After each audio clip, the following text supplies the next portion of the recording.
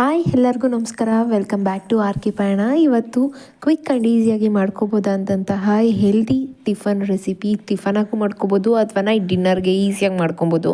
ಈ ರೆಸಿಪಿ ಯಾಕೆ ಹೆಲ್ದಿ ಗೊತ್ತಾ? ಮೆಂತ್ಯ ಸೊಪ್ಪು ಬಳಸ್ಕೊಂಡು ಮಾಡ್ತಿರೋದ್ರಿಂದ ಹೆಲ್ತಿಗೆ ತುಂಬ ಒಳ್ಳೆಯದು. ಶುಗರ್ ಇರೋರಿಗೆ ಮತ್ತು ಈ ಬಾಣ್ತಿಗೆ ಪ್ರತಿಯೊಬ್ಬರಿಗೂ ಈ ರೆಸಿಪಿ ತುಂಬ ಒಳ್ಳೆಯದು. ಇನ್ನು ಇದನ್ನು ಮಾಡ್ಕೊಳ್ಳೋಕ್ಕೆ 2 ಈರುಳ್ಳಿ, 1 ಟೊಮೊಟೊ, ಸ್ವಲ್ಪ ಬೆಳ್ಳುಳ್ಳಿ, ಜೀರಿಗೆ ಎಲ್ಲದನ್ನು ಹುರ್ಕೋಬೇಕು. ಮೊದಲಿಗೆ ಸ್ಟವ್ ಆನ್ ಮಾಡಿಕೊಂಡು ಬಾಣಲಿ ಇಟ್ಕೊಂಡು ಅದಕ್ಕೆ 2 ಸ್ಪೂನ್ ಎಣ್ಣೆ ಹಾಕಿ ಒಣಮೆಣ್ಸಿನ್ಕಾಯಿ, ಬೆಳ್ಳುಳ್ಳಿ, ಟೊಮೊಟೊ, ಈರುಳ್ಳಿ, ಜೀರಿಗೆ, ಮೆಣಸು ಇದನ್ನೆಲ್ಲ ಹಾಕ್ಕೊಂಡು ಸ್ವಲ್ಪ ಲೈಟಾಗಿ ಬಾಡಿಸ್ಕೋಬೇಕು. ಅದು ಸ್ವಲ್ಪ ಮೃದು ಆಗೋ ಥರ ಮೆಂತ್ಯ ಸೊಪ್ಪನ್ನ ಬಿಡಿಸ್ಕೊಂಡು ನಾನು ಚೆನ್ನಾಗಿ 2-3 ಸತಿ ವಾಶ್ ಮಾಡ್ಕೊತಾ ಇದ್ದೀನಿ. ಲಾಸ್ಟಲ್ಲಿ ಕೊತ್ತಂಬರಿ ಸೊಪ್ಪು ಕೂಡ ಹಾಕ್ಕೊಂಡು ಬಾಡಿಸ್ಕೊತಾ ಇದ್ದೀನಿ. ಜೊತೆಗೆ ಪುದೀನ ಇತ್ತು ಅಂದರೆ ಇನ್ನೂ ಚೆನ್ನಾಗಿರುತ್ತೆ. ಪುದೀನ ಅಥವಾ ಕರ್ಬೇವಿನ ಸೊಪ್ಪು ಹಾಕೋಬೇಕು. ಇದೆಲ್ಲ ಆಪ್ಷನಲ್. ಜೀರಿಗೆನ ಫಸ್ಟ್ಗೆ ಹಾಕಿದ್ರೆ ಸೀದೋಗುತ್ತೆ. ಸೊ ಅದಕ್ಕೆ ಲಾಸ್ಟಲ್ಲಿ ಜೀರಿಗೆ ಹಾಕಿ ಒಂದು ರೌಂಡ್ ಇನ್ನೊಂದು ಸತಿ ಬಾಡಿಸ್ಬಿಡ್ತೀನಿ. ಸ್ವಲ್ಪ ಹೊತ್ತು ಇದನ್ನು ಹಾರ್ಕೊಳ್ಳೋಕೆ ಬಿಟ್ಟು ನೆಕ್ಸ್ಟ್ ಇದನ್ನೆಲ್ಲ ಒಂದು ಮಿಕ್ಸಿ ಜಾರ್ಗೆ ಹಾಕ್ಕೊಂಡು ನೀಟಾಗಿ ನುಣ್ಣಗೆ ರುಬ್ಕೋಬೇಕು. ಮಾಮೂಲಿ ನಾವು ಸಾಂಬಾರಿಗೆಲ್ಲ ಮಸಾಲೆಗೆ ಹೇಗೆ ರುಬ್ಕೋತೀವೋ ಅದೇ ಅದರಲ್ಲಿ ರುಬ್ಕೊಳ್ಳಿ. ಮೆಂತ್ಯ ಸೊಪ್ಪನ್ನ ಯಾಕೋ ಅದೇ ಥರ ಹಾಕ್ಬಾರ್ದು ಅಂತ ಅನ್ನಿಸ್ತು. ನಾನು ಕೂಡ ಫಸ್ಟ್ ಟೈಮ್ ಮಾಡ್ತಾ ಇರೋದಕ್ಕೆ ನನಗೇನು ಅಷ್ಟಾಗಿ ಗೊತ್ತಾಗ್ತಿರ್ಲಿಲ್ಲ. ಸೊ ಅದಕ್ಕೆ ಸಣ್ಣದಾಗಿ ಹಚ್ಕೋತಾ ಇದ್ದೀನಿ. ಮಸಾಲೆ ಎಲ್ಲ ರೆಡಿ ಆಯಿತು. ನೆಕ್ಸ್ಟ್ ಒಂದು ಬಾಣಲಿಗೆ 2 ಸ್ಪೂನ್ ಎಣ್ಣೆ, ಕಡಲೆಬೇಳೆ, ಹಾಗೆ ಉದ್ದಿನಬೇಳೆ, ಸಾಸಿವೆ, ಕರ್ಬೇವಿನ ಸೊಪ್ಪು ಎಲ್ಲ ಹಾಕ್ಕೊಂಡು ರೆಡಿ ಮಾಡ್ಕೊಳ್ಳಿ. ನೆಕ್ಸ್ಟ್ ರುಬ್ಬಿರೋ ಮಿಶ್ರಣನ ಹಾಕ್ಕೊಂಡು 1-2 ಸತಿ ಬಾಡಿಸ್ಕೊಂಡು ಒಂದು ಪ್ಲೇಟ್ ಮುಚ್ಚಿಬಿಟ್ಟು ಬಿಡಬೇಕು ಅಷ್ಟೇ. ಸೊ ಇದಾದಮೇಲೆ ಸ್ವಲ್ಪ ರುಚಿಗೆ ಎಷ್ಟು ಬೇಕೋ ಅಷ್ಟು ಉಪ್ಪು ಹಾಕೋಬೇಕು. ಉಪ್ಪು ಹಾಕೋದನ್ನ ಮರಿಬೇಡಿ.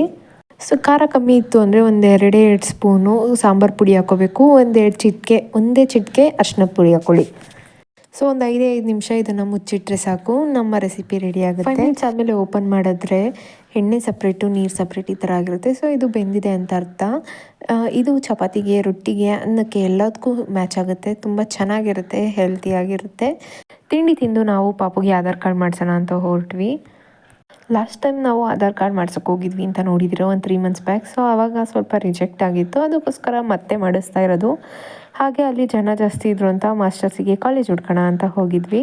ಸೊ ಇದು ನನ್ನ PU ಕಾಲೇಜ್. ಈ ಕಾಲೇಜಿಗೆ ಹುಡುಕ್ಬೇಕಾದ್ರೆ ನಾನು ನಮ್ಮಪ್ಪ ಇಬ್ಬರೇ ಹೋಗಿದ್ದಿದ್ದು. ನೆಕ್ಸ್ಟು ಇವಾಗ ಡಿಗ್ರಿ ಮುಗಿಸಿ ಆಲ್ರೆಡಿ ಮಾಸ್ಟರ್ಸ್ ಮಾಡ್ತಿದ್ದೀನಿ ಅಂದರೆ ನನಗೆ ನಂಬೋಕ್ಕಾಗ್ತಿಲ್ಲ.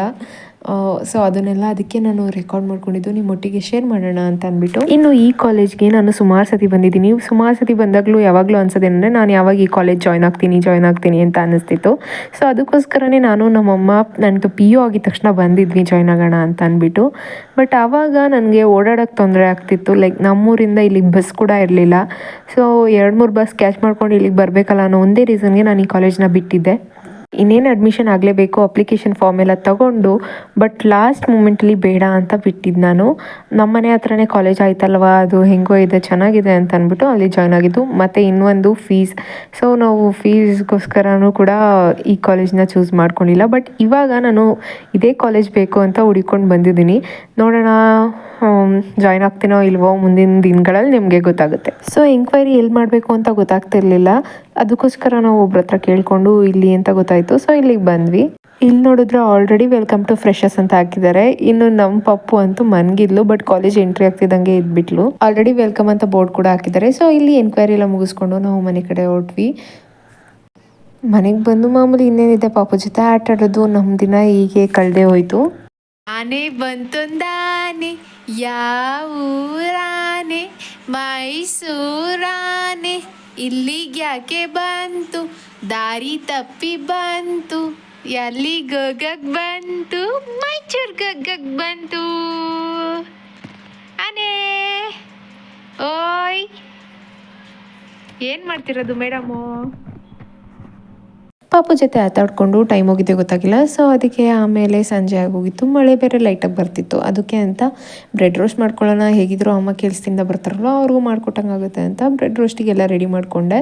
ಹಾಗೆ ಕಾಫಿ ಮಾಡೋಣ ಅಂತ ಹಾಲು ಕೂಡ ಕಾಯ್ಸೋಕೆ ಇಟ್ಕೊಂಡೆ. ಪಾಪುನ ಇಟ್ಕೊಂಡು ಬೆಳಗ್ಗೆಯಿಂದ ಏನು ಕೆಲಸನೂ ಆಗಿರಲ್ಲ. ಸೊ ಅದಕ್ಕೆ ಅಮ್ಮ ಬಂದಿದ ತಕ್ಷಣ ಅಮ್ಮನ ಹತ್ರ ಪಾಪುನ ಕೊಟ್ಟು ನಾನು ಕೆಲಸ ಮಾಡ್ಕೊಳ್ಳೋಕೆ ಸ್ಟಾರ್ಟ್ ಮಾಡಿದ್ದೆ. ಕೆಲಸ ಮಾಡಿ ಸಾಕಾಗಿರುತ್ತೆ. ಸೊ ಅವರಿಗೆ ನಾನು ಮನೆಗೆ ಹೋಗಿದ ತಕ್ಷಣ ಯಾರಾದರೂ ಏನಾದ್ರು ಮಾಡಿಕೊಟ್ರೆ ಚೆನ್ನಾಗಿರುತ್ತಪ್ಪ ಅನಿಸ್ತಿರುತ್ತೆ. ಸೊ ಅದಕ್ಕೋಸ್ಕರ ಅವ್ರು ಬರೋಕ್ಕೆ ಮುಂಚೆನೇ ಎಲ್ಲ ರೆಡಿ ಮಾಡ್ಕೊಂಡಿದ್ದೆ. ಅವ್ರು ಬರ್ತಿದ್ದಂಗೆ ಪಾಪು ಅವ್ರ ಕೈಲಿ ಕೊಟ್ಟು ನಾನು ಇದನ್ನೆಲ್ಲ ಮಾಡ್ಕೊತಿದ್ದೆ.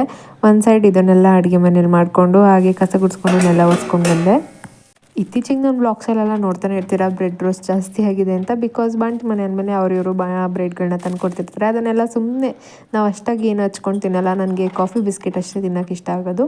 ಅದಕ್ಕೋಸ್ಕರ ಹಾಗೆ ಇರುತ್ತಲ್ಲ ಅಂದ್ಬಿಟ್ಟು ಬೇಗ ಬೇಗ ಬ್ರೆಡ್ ರೋಸ್ಟ್ ಮಾಡಿ ಎಲ್ಲರಿಗೂ ಕೊಟ್ಬಿಡ್ತೀನಿ. ಇನ್ನು ತೊಗೊಂಡೋಗಿ ಅಮ್ಮನ ಕೊಟ್ಟೆ.